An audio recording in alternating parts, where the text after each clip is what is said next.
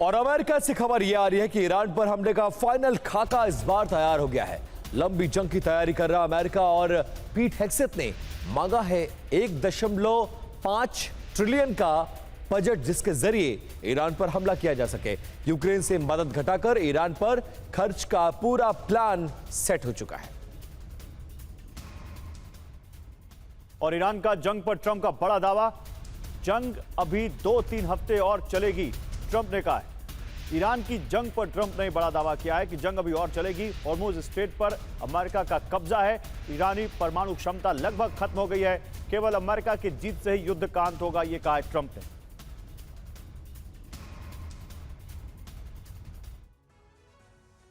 अब देखिए, ट्रंप ने बड़ा ऐलान कर दिया है। ट्रंप का दावा और हकीकत क्या है, जरा उसको भी जान लेते हैं, क्योंकि ट्रंप बहुत जल्दी अपनी बातों से पलटते हैं। जंग अभी 2-3 हफ्ते और चल सकती है। बार बार ट्रंप डेडलाइन बदल रहे हैं और हॉर्मुज स्ट्रेट पर अब अमेरिका के कब्जे का वो दावा कर रहे हैं। बिल्कुल, जो दावा उन्होंने किया है, लेकिन अभी तक स्थिति साफ नहीं है। उन्होंने और कहा कि युद्ध लंबा खिंचने पर अमेरिका को कोई जल्दीबाजी नहीं है, जबकि अमेरिका को हथियारों की कमी हो रही है। और ईरानी परमाणु क्षमता के बारे में ट्रंप कह रहे हैं कि लगभग हमने उसको खत्म कर दिया है, जबकि अमेरिका की खुफिया रिपोर्ट अलग कह रही है। अब देखिए, ईरानी जनता खुद सरकार के खिलाफ यह दावा कर रहे हैं, लेकिन युद्ध से अब तक ऐसा कोई संकेत ईरान में नहीं मिल रहा है। केवल अमेरिका की जीत से ही युद्ध का अंत, ये ट्रंप दावा कर रहे हैं, जबकि अब तक इस पूरे युद्ध में, इतने दिनों में ईरान बहुत ज्यादा मजबूत नजर आ रहा है। बिल्कुल, इस बीच ईरानी राष्ट्रपति और IRGC में मतभेद की खबरें उभर आई हैं। UAE पर हमले के मुद्दे पर एक मत नहीं है ईरानी राष्ट्रपति और IRGC के एक्शन पर राष्ट्रपति मसूद पेजेश्कियान ने नाराजगी जताई है। पेजेश्कियान ने हमलों को पूरी तरह गैर जिम्मेदाराना बताया है।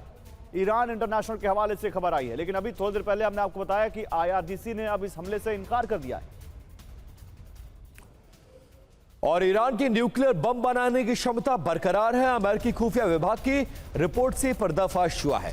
पहले और अब लगने वाले वक्त में ज्यादा फर्क नहीं है। अब देखिए, जो अमेरिका की खुफिया विभाग है वो ये कह रही है कि उसकी परमाणु क्षमता अब भी बरकरार है, लेकिन ट्रंप ये दावा कर रहे हैं कि ना के बराबर उसकी क्षमता है, अब वो परमाणु हमला नहीं कर सकता है।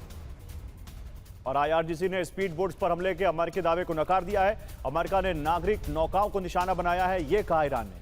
अमेरिकी हमले में 5 बेगुनाहों की जान गई है, यह भी कहा है ईरान ने। रिवॉल्यूशनरी गार्ड्स का कोई भी जहाज हिट नहीं हुआ, तो यह ईरान का कहना है। अमेरिका ने कहा था कि उसने 5 से 7 बोट्स, ईरान की जो स्पीड बोट्स है, जो IRGC की बोट्स है, उनको टारगेट किया, लेकिन IRGC कह रही कि नहीं, ये तो सिविलियन बोट्स थी, जिन पर नागरिक थे, जिन पर लोगों की जान चली गई, आम नागरिकों की। और ईरानी विदेश मंत्री बीजिंग के लिए रवाना हो गए हैं। चीन के विदेश मंत्री से मिलेंगे अरागची। चीनी विदेश मंत्री वांग यी से उनकी मुलाकात होगी। कुछ दिन पहले उन्होंने लगभग 7 से 8 देशों के विदेश मंत्रियों से फोन पर बात की थी।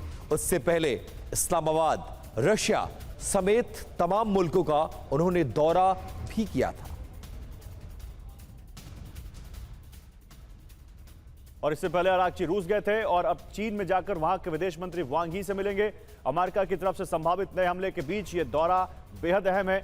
हो क्या सकता है, यहां पर अमेरिकी नाकाबंदी पर बात हो सकती है, इंटेलिजेंस सैटेलाइट शेयरिंग हो सकती है, रक्षा तकनीकों का आदान प्रदान हो सकता है, डिजिटल साइबर वॉरफेयर में मदद मिल सकती है और प्रॉक्सी के लिए तकनीकी सहयोग भी मिल सकता है ईरान को चीन से।